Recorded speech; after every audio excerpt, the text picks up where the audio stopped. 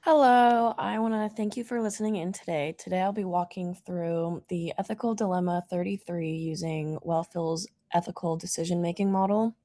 The scenario I chose is titled Breaking Bad or Good, and my name is Rachel Yarnall.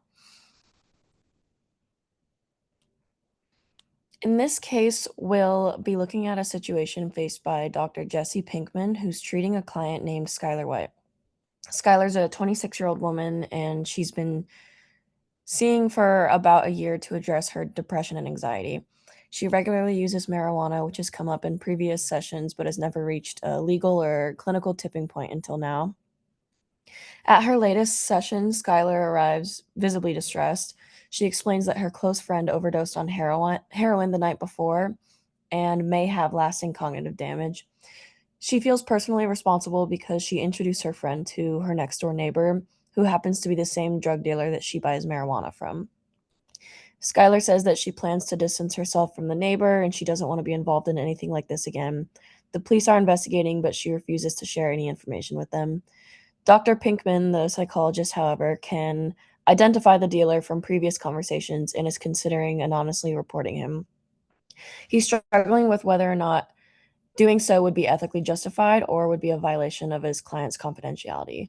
So we will now walk through the dilemma using Wellfill's 9-step ethical decision-making model. So to begin, you have to be sensitive to the different dimensions of morality in this scenario. So the first step would be recognizing the moral weight of the dilemma. In this case, particularly, Dr. Pinkman is experiencing a mix of professional concerns and personal emotions. He's outraged, possibly feeling helpless, and he wants to prevent future harm to others in his community.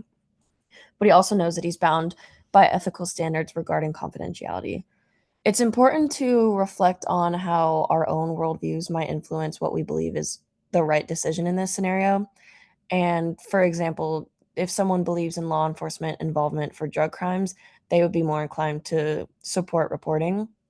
But that could cloud their judgment on the client's right to privacy and the therapeutic relationship that's been built. Step two is to define the dilemma and stakeholders involved. Here we define who's involved and what's at stake. The primary client in this scenario is Skylar.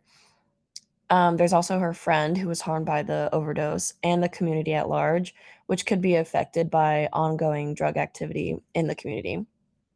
Dr. Pinkman is also a stakeholder in this scenario because how he responds can affect his professional license, his well being, and his ethical integrity. Culturally, we also have to consider that drug use carries different meanings in different communities. Skylar might not see her marijuana use or relationship with her neighbor as criminal, but rather a normalized part of her life. Also, socioeconomic factors do influence her decision to stay quiet. It could be out of fear or mistrust of the police or concerns about retaliation. The confidentiality boundaries highlighted in this are Skylar's right to privacy and the community safety. And there's the central ethical conflict is confidentiality versus duty to protect others.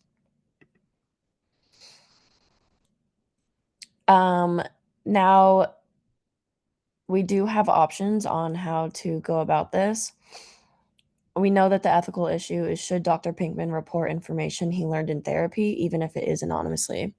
So our options are to do nothing and respect Skylar's confidentiality, encourage Skylar to cooperate with the police, make an anonymous tip to the police and report it, or consult with supervisor or ethics board prior to acting. Each of these options have trade-offs in terms of risk, trust with the client, or just potential outcomes in general. Really, the heart of this conflict is between confidentiality and the counselor's sense of duty to protect others in the community from harm. According to the ACA Code of Ethics, counselors must protect client confidentiality unless there's a clear, imminent danger to someone else. In this case, there's no explicit threat, just the possibility of future harm if the dealer continues to supply heroin. Legally, usually there's no requirement to report drug dealers unless there's a specific threat or plan shared. So, unless Skylar explicitly says that she plans to introduce more people to the dealer or assist in this kind of activity, Dr. Pinkman is likely not under any legal obligation to act. But ethically, breaking confidentiality here would be questionable and would definitely damage the trust in the therapeutic relationship. So, to understand how professionals have dealt with similar situations, I looked into real world examples where mental health providers had to balance confidentiality with the potential for harm.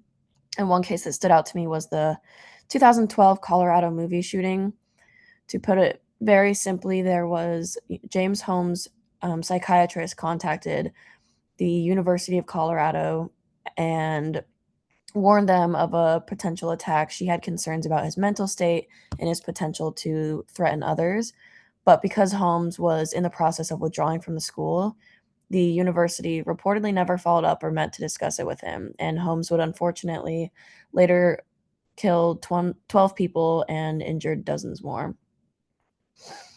And in this case, it was explained how difficult and ambiguous these kinds of decisions can be.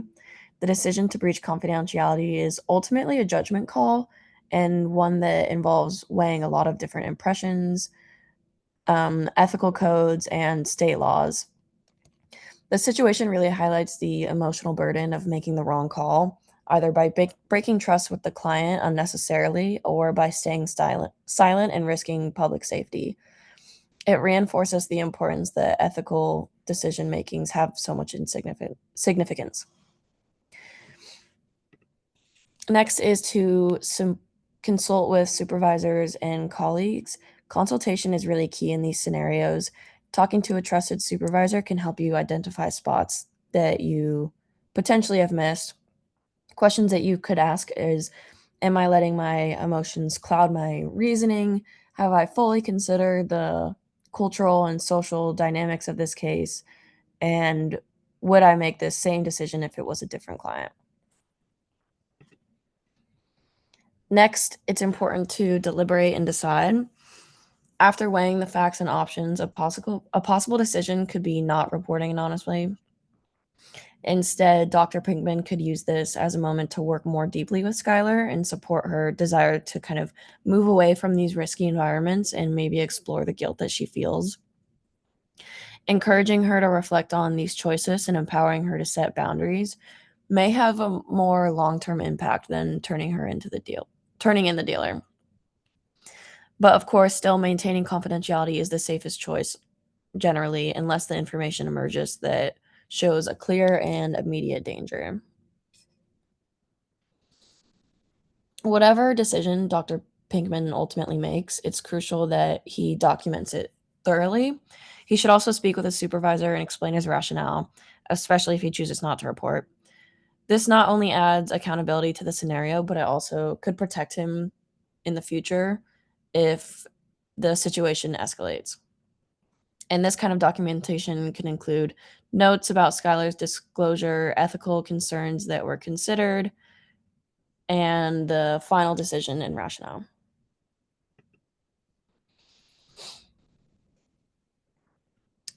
And these are from the dilemma prompt that I just kind of went to answer on my own. So, would my decision change if Skylar's friend had passed away? I think possibly. I think a death might raise the stakes and push this closer to a situation involving imminent harm, but I'd still consult and document before doing anything drastic. Would it change if Skylar were a teenager or a low SES? These could affect power dynamics and how much agency I feel the client has, but the ethical principles, especially confidentiality, remain central to me. And how would I respond to Dr. Pinkman's moral outrage? I would validate that he's upset and remind him that those emotions are normal and part of doing this work, but I'd also encourage him to slow down, reflect, and ground his actions in his ethics and not his emotion.